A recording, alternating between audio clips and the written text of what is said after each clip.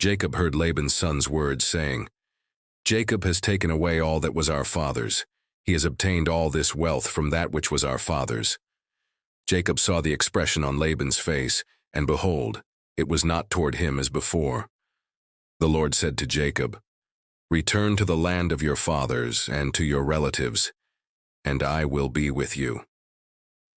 Jacob sent and called Rachel and Leah to the field to his flock, and said to them, "I see the expression on your father's face, that it is not toward me as before, but the God of my father has been with me.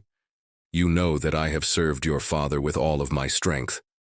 Your father has deceived me and changed my wages 10 times, but God didn't allow him to hurt me. If he said, 'The speckled will be your wages,' then all the flock bore speckled. If he said, 'The streaked will be your wages,' then all the flock bore streaked. Thus God has taken away your father's livestock and given them to me. During mating season I lifted up my eyes and saw in a dream, and behold, the male goats which leaped on the flock were streaked, speckled, and grizzled. The angel of God said to me in the dream, 'Jacob,' and I said, 'Here I am.' Here. He said, 'Now lift up your eyes, and behold, all the male goats which leap on the flock are streaked, speckled, and grizzled, for I have seen all that Laban does to you. I am the God of Bethel, where you anointed a pillar, where you vowed a vow to me. Now arise, get out from this land and return to the land of your birth.' Rachel and Leah answered him, 'Is there yet any portion or inheritance for us in our father's house? Aren't we considered as foreigners by him? For he has sold us, and has also used up our money. For all the riches which God has taken away from our father are ours and our children, Esau. Now then, whatever God has said to you, do.' Then Jacob rose up, and set his sons and his wives on the camels, and he took away all his livestock and all his possessions which he had gathered, including the livestock which he had gained in Paddan Aram, to go to Isaac his father, to the land of Canaan. Now Laban had gone to shear his sheep, and Rachel stole the teraphim that were her father's. Jacob deceived Laban the Syrian, in that he didn't tell him that he was running away. So he fled with all that he had. He rose up, passed over the river, and set his face toward the mountain of Gilead. Laban was told on the 3rd day that Jacob had fled. He took his relatives with him and pursued him 7 days' journey. He overtook him in the mountain of Gilead.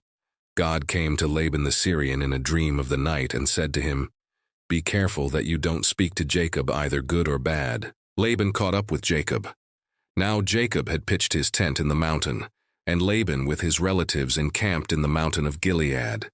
Laban said to Jacob, 'What have you done, that you have deceived me, and carried away my daughters like captives of the sword? Why did you flee secretly and deceive me, and didn't tell me that I might have sent you away with mirth and with songs, with tambourine and with harp, and didn't allow me to kiss my sons and my daughters? Now have you done foolishly? It is in the power of my hand to hurt you. But the God of your father spoke to me last night, saying, Be careful that you don't speak to Jacob either good or bad. Now you want to be gone because you greatly longed for your father's house, but why have you stolen my gods?' Jacob answered Laban, 'Because I was afraid, for I said, lest you should take your daughters from me by force. Anyone you find your gods with shall not live. Before our relatives, discern what is yours with me, and take it.' For Jacob didn't know that Rachel had stolen them. Laban went into Jacob's tent, into Leah's tent, and into the tent of the 2 female servants. But he didn't find them. He went out of Leah's tent and entered into Rachel's tent. Now Rachel had taken the teraphim, put them in the camel's saddle, and sat on them. Laban felt around all the tent, but didn't find them. She said to her father, 'Don't let my lord be angry that I can't rise up before you, for I'm having my period.' He searched, but didn't find the teraphim. Jacob was angry and argued with Laban. Jacob answered Laban, 'What is my trespass? What is my sin that you have hotly pursued me? Now that you have felt around in all my stuff, what have you found of all your household stuff? Set it here before my relatives and your relatives, that they may judge between us 2. These 20 years I have been with you. Your ewes and your female goats have not cast their young, and I haven't eaten the rams of your flocks. That which was torn of animals, I didn't bring to you. I bore its loss. Of my hand you required it, whether stolen by day or stolen by night. This was my situation. In the day the drought consumed me, and the frost by night, and my sleep fled from my eyes. These 20 years I have been in your house. I served you 14 years for your 2 daughters and 6 years for your flock, and you have changed my wages 10 times. Unless the God of my father, the God of Abraham, and the fear of Isaac had been with me, surely now you would have sent me away empty. God has seen my affliction and the labor of my hands, and rebuked you last night." Laban answered Jacob, "The daughters are my daughters, the children are my children, the flocks are my flocks, and all that you see is mine. What can I do today to these my daughters, or to their children whom they have borne? Now come, let's make a covenant, you and I.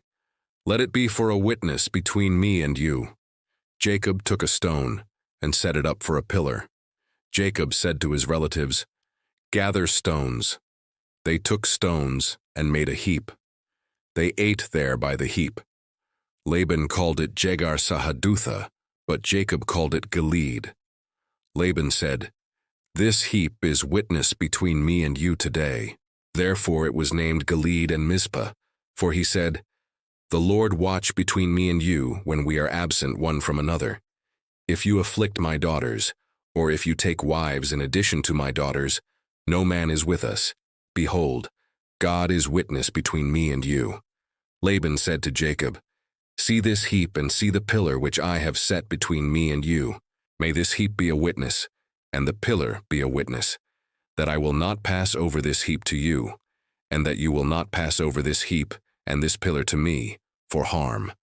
The God of Abraham, and the God of Nahor, the God of their father, judge between us."